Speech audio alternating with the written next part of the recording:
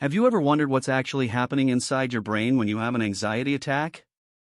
Is it just an emotional reaction, or are much deeper mechanisms being triggered?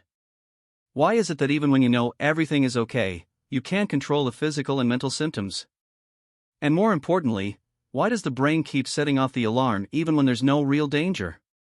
Today, we're going to uncover the surprising, invisible, intense, and often misunderstood effects that anxiety has on your brain.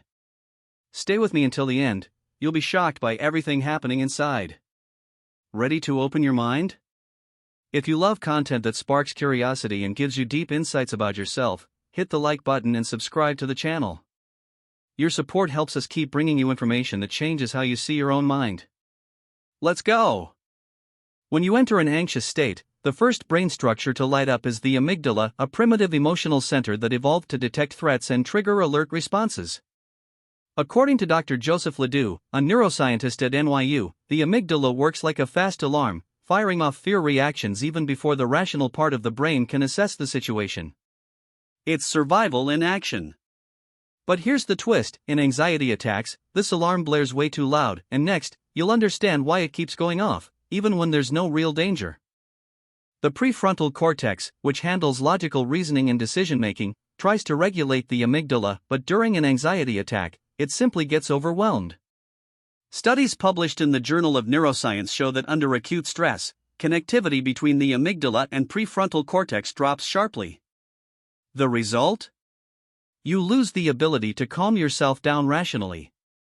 And here's the most intriguing part: this communication breakdown isn't just about the present moment, it's influenced by old patterns wired into the brain. Want to know how this silently sabotages you? Keep watching.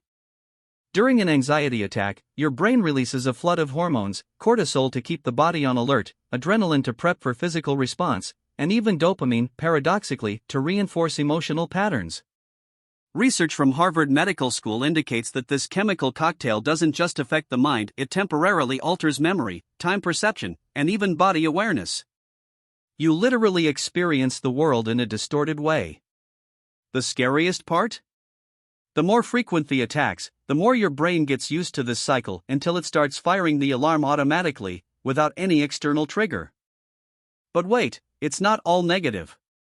An anxious brain is also hypersensitive to details, which can create vivid memories and even sharpen certain kinds of learning.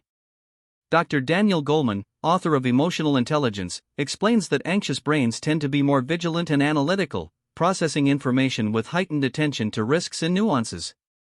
This can actually be an advantage in some situations.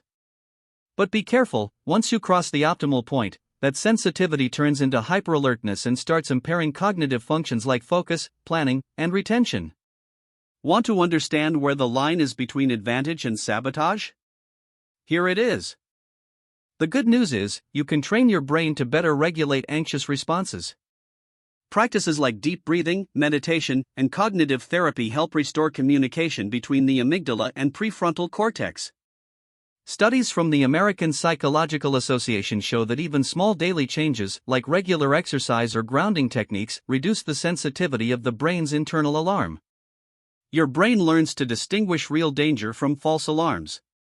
And here's a final insight: brains that go through well-guided recovery processes actually become more resilient over time, turning past crises into a foundation for growth. Your brain is a powerful machine, but it needs the right tools to handle anxiety, not just brute force.